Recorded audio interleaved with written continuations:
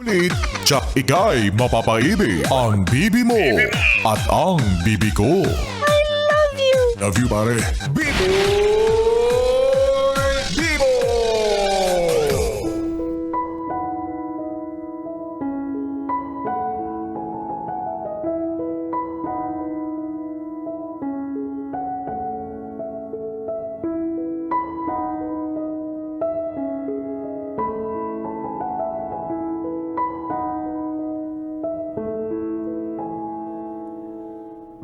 Bibi, kasalukuyan ka bang nasa isang relasyon kung saan pakiramdam mo ay para kang robot na ginagawang kontrolado? Lahat ng desisyon at plano, puro siya lang ang may gusto. Ni hindi man lang tinatanong yung opinion mo. Masyado siyang makapit sa'yo, masyado siyang bantay sarado.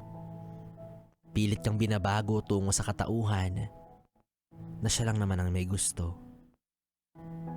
Hindi ka niya literal na sinasakal, pero ramdam mo yung pagkahingal na para bang naghihingalo ka na, nalulunod sa mga bagay na siya lang ang laging nasusunod.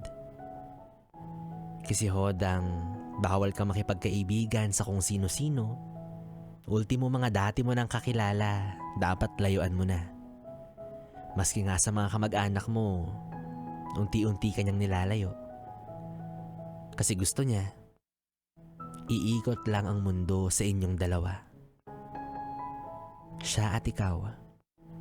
Ikaw at siya. Totoong pagmamahalan daw, pero ang totoo, nakakasakal na. Pati lahat ng social media mo, kontrolado. Maya't maya niyang minomonitor at kapag may nakita siyang hindi niya nagustuhan, matik, mahabang paliwanagan na naman na mauuwi sa madramang bangayan. Minsan naiisip mo, wala kaya siyang tiwala?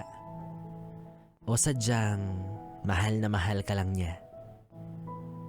Pero minsan, kailangan mo rin maging malaya. Hindi porket magkarelasyon kayo, hawak niya yung buong buhay mo. May karapatan ka pa rin na piliin at gustuhin yung mga bagay na nais mong gawin. Lalo na kung alam mo naman sa sarili mo na wala kang ginagawang masama. Kaya kung pakiramdam mo nasasakal ka na, subukan mong kausapin siya at umalma. Pero kung patuloy ka pa rin pinaghihigpitan, wala tayong magagawa. Mama mo yan. Daig pa yung nanay at tatay mo sa paghihigpit sa'yo, di ba? Tapos yan ka naman, sunod-sunuran. Akala mo naman talaga siya yung nagpalaki sa'yo, di ba? Yes, friend, tuloy-tuloy pa rin tayo sa ating BB Time. Kapiling mo pa rin ako, DJ B-Boy Bibo, hanggang mamayang alas 12 dito sa 101.1 Yes FM Solid.